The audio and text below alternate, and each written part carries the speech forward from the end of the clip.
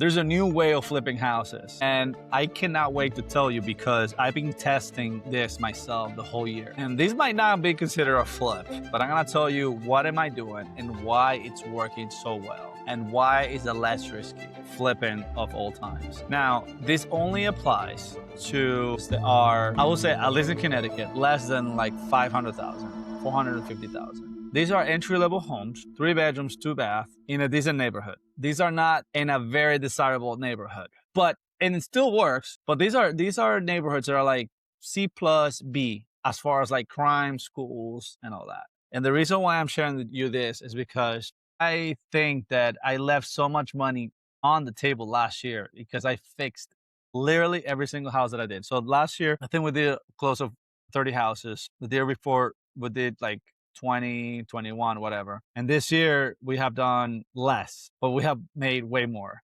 And this is because of what I'm telling you today. So I hope that you have a pen. If you're driving, you can save this podcast. And if you know someone that is trying to flip a house, but is very scared, please send this podcast to that person, because I think it's going to be extremely beneficial. So the way that I'm flipping houses right now is to not flip it all the way through, but flip it enough that it passes inspections with no problem. So I'm buying houses that are in good condition, mechanical wise. So the roof is in good shape. Let's say that it's 20 years old. Some roofs, they last 30 years. The boiler works, even if it's old, and it's not, you give maintenance and it's working. It can last 10, 20 more years. And all the mechanicals, the plumbing, the electrical, there's the standard, the necessary to live. And then what I'm doing is I am investigating very heavily. This is where I spend the most amount of time. And I have a paper where it says all my comparables in that. And I try to compare as close as I can. And I'm going to tell you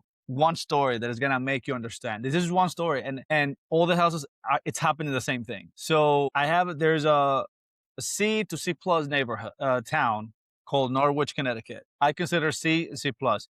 Is there neighborhoods that are B plus? Yes. Is there neighborhoods that are D? Absolutely. But I consider overall C to C plus. And then I bought this house where I bought it for $200,000. The after repair value was $350,000. But for me to get to that number, I needed to spend, I will say, $60,000 to $70,000.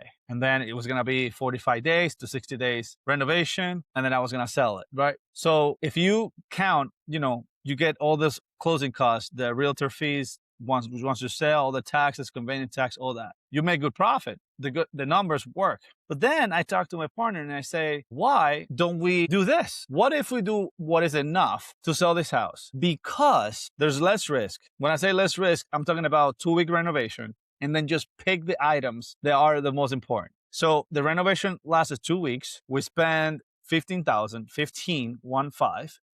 And then the outcome was the following. We listed for $269,000. We end up selling for $310,000. The value of that house was $350,000.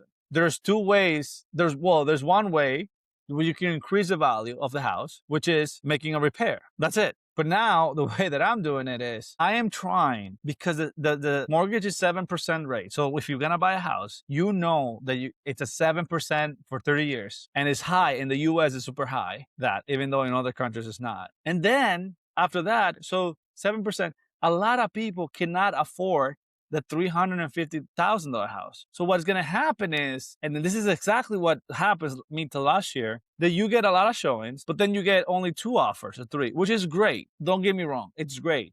But what we did was, and I'm going to try to put some pictures here, maybe. What we did was we put $15,000. So we left the same cabinets. They were in great shape. We left the same white appliances, which I was like cringing, man, because not even in my rentals, I put white appliances. And then we painted, we did landscaping. We added a fence, which it was needed because the target was a families, and that's it. We cleaned the carpets. We got all the stains out. We painted. We left all the floorings, the tile. We bought a mirror from Amazon, and that's it. We spent $15,000, 2 weeks. We put a brand new fence with power wash. We fixed the landscaping. And again, the 3 renovations that are going to make you the most amount of money, hands down, I have flipped more than 100 homes, are landscaping, floors, and paint. What if you could retire in less than 10 years? Not someday, but actually 10 years. I wrote the exact roadmaps in my book, Born to Retire Young. And these are real estate strategies that I personally use to go from coming to this country with $500 to a 60-unit real estate portfolio. And every single penny goes to building schools in the Dominican Republic. So grab your copy today. Link is in the show notes. Now back to the episode. And if you focus on those three and then you lower the price, so then you can increase the price with the bidding wars, it's much better than trying to reach the limit of the house. So the limit of the house is $350,000. I don't think we, even all flipped, I don't think we could have gotten more in that area. So we listed for $269. We sold it for $310, and we only spent $15,000. So in my strategy, there's less holding costs because it's a faster renovation. There's less risk because you put in less money down. And the caveat for this is that the things that we did are things that if nothing works, let's say that you try to do what I'm trying to do and people don't like it because the cabinets are not new, the appliances are, all we did was things that we had to do anyways. So paint, we had to do it anyway. So let's say that we change the flooring, we can change the flooring, we can change the cabinets, but we already did the paint. So we can always come back and do the cabinets or do the flooring because the paint was already done. Landscaping, done. No matter if you fix it and flip, fancy the way or not, you got a bit done. And the fence was something that we had to do and increase so much value because nobody wants to have a large yard without the fence. So take that tip there, right there. Nobody wants big yard with no fence. Everybody wants a fence. So what I'm going to invite you is to think creatively and try to increase the price with what is affordable. So the outcome of that house, we have over 30 showings in 4 days, and we had 7 offers. And our realtor was so aggressive that she was telling the truth to other people, and the people, because what they could afford, it was between 300 and 310,000. That's the cap in that market. Like how much they can spend on the house. Then she went from 269 and went to multiple bidding wars. And this is not a coincidence because in this market, if you price the house, you're not going to get those bidding wars that we got in 2020 or 2021. Does it happen? Still, yes, absolutely happens. But what I'm going to invite you is to not worry about fixing and renovating every single item. Because again, first and foremost, you are the one who, you're not going to live there. So you have to think like, who is the person that is going to live there? One of the reasons why I did this strategy, and I'm doing this strategy to, I would say 80% of my houses, is because when I see the comparables, very rarely you see renovated house. And again, do this test. I want you to do this. When you are looking at a house and you're looking comparables, there's most 8 out of 10 houses will not be renovated. They will be cleaned. Clean means that they will be furnished because people will be living there. But there's gonna be a blue wall. The other room is gonna be pink, and it's gonna be freshly painted. But it's not gonna be renovated. And these houses, once I saw that these houses are staged, again, people are living there, so all the furniture is there. And people can visualize it. It's getting a cozy vibe. People get so much emotional about that. And sometimes people don't care if it's renovated or not. Now, in this particular case, can I do the same that I did and list it for 300? I will probably get less people, and I will probably get that 300 mark or less, or way less. But I took the risk we took the risk of listing it for 269, and you need to have that risk too, because when you have a good product that people can afford, it's good to go. Again, I'm going to try to, if you're looking at this podcast on YouTube, I'm going to put some pictures here so you guys can see. Now, I'm going to put a big disclaimer. There's a fancy term that's called putting lipstick on a pig, and this is not the same. Putting lipstick on a pig is to hide all the bad things that the house have. And that's not, as a flipper, you shouldn't do that, because in inspection, you're going to get caught. One way or another, you're going to get caught. And let's say that you try to hide something like the foundation is cracking, you try to hide it by patching it, because I know a lot of people, flippers do. A year from now, if something happens in that house, you can get sued way after they bought the house. I cannot sleep well. By the way, I'm in my room here recording this podcast because I feel committed to you to tell you this. Not every house should be flipped. Now, the houses that I think it needs, like renovations are the houses that are on a higher tier. So for example, the medium price in Connecticut right now, it's about 430 to 450,000. What that means is that most houses, the average, it's 450,000. That's what they're selling for. Some houses are more expensive, some houses are less expensive.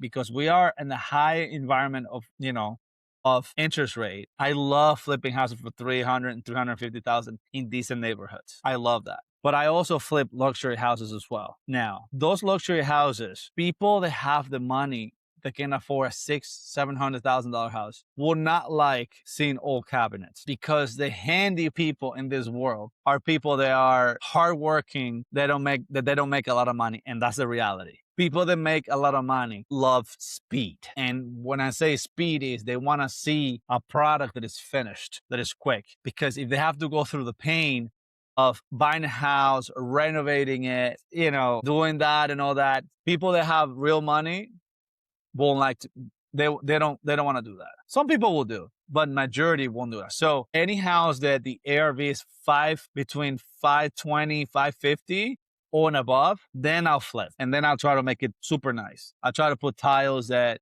are agreeable with what the town is, what the town requires, and the comps. You're gonna see that houses that are, when you have a median price of 450, houses that are 600,000, half of them will be renovated. Just look it up again and tell me if I'm wrong. Call me out on social media or in this video. If you're looking at comparables and any house that is above 600,000, if it's a dump, tell me. So what I want you to do from now on, I'm gonna go super tactical here now. Hey, real quick, I want to give you something for free. This is the same flipping calculator that I use to analyze every single deal in less than 60 seconds. No more guessing, no more spreadsheet headaches, just plug in the numbers and know instantly if the deal is worth it. The link is in the show notes. Now, back to the episode. What I want you to do for now on is, I first think that not every house should be completely renovated. So you don't need that big budget. This only applies when the mechanicals are good. Roof, plumbing, electrical, and all that. Minor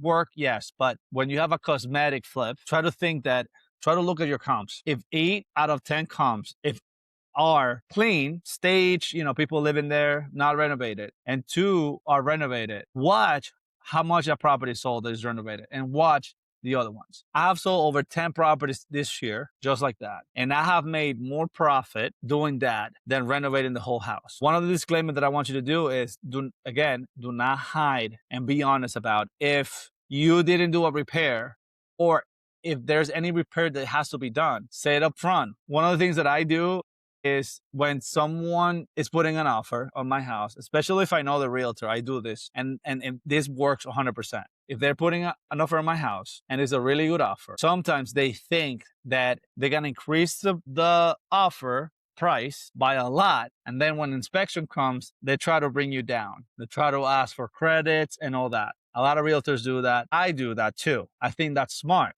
But if I tell them, hey, the roof is 20 years old, the boiler, it's old, it's 15 years old, probably have 5 more years left. So I'm taking your offer, but I don't want you to ask for a lot of credit because I'm giving you the information. You still want to submit your offer. So what happens is, if the person really, really wants the house, and those are the only 2 problems that the house has, the realtor will already have the expectation that you're not going to go down and you have other offers that you can take. So the expectations, since it's so clear, then they will probably won't ask for a lot of credit. They still will ask for some credit. They will still find a way to get credit, which is fine. But at least you set the expectations. Do not put lipstick on a pig. That's not the right way. The right way is having a product where people can feel comfortable and it passes inspection. The other thing is, this is a bonus that I'm going to give you, is that people will renovate the house no matter if you have renovated already. Because again, your tastes are not the same taste. And this could be a bathroom, maybe the brand new kitchen cabinets, the wood floor that you did, hardwood floor that you refinished. So why not leave it for them in good condition, ready for them to spend some money or time, because they can do them themselves, to do that, to have the opportunity to do that. If you don't believe me, if you own a house, tell me, and I will challenge you this. I bet that you have done something to your house in the first 5 years of owning it. I want you to challenge me. I know that you have renovated a bathroom. I know you have, built a deck. I know that you have renovated a kitchen. I know you have modified. And my whole point on this bonus part is that no matter what you do, people always put their taste. At least bare minimum, paint the room. So I hope you really like this short podcast that I record in my room. I really, really looking forward for you to think that flipping shouldn't be as expensive and can be less risky. I'm giving you the tools. And I really, really hope that if you have any questions at all, you drop one in the comments, you let me know on social media, DMs, you just, just let me know, because I can tell you that this is totally possible. The other good news that I have for you, if you made it this far, is that I'm releasing a book that I'm super excited. I'm not going to tell you the name yet because I don't want to be someone to take it, but it's going to be not only about how do you going to become from a beginner to a pro about flipping houses, but how can you make it consistently? Not just only once a year, but multiple in a year. I cannot wait. If you want to know the title of this book, or you want to know about, or you want to know the bonuses of this book, you should definitely let me know through social media if you made it to this far. And please, please, leaving a 5-star review will help me so much. Or just leave me any kind of review. Truly, if you don't like this podcast, any kind of review is fine. But I'm really looking forward to connect with you. I'm mostly active on social media, on Facebook and Instagram. So my Instagram is Andres Bernal, AndresBerna. And instead of an L, it's a 1. On Facebook, I'm Andres Bernal. And if you're really liking this podcast and you don't want to leave a review, that's fine. But at least let me know. Mwah for you. Bye-bye.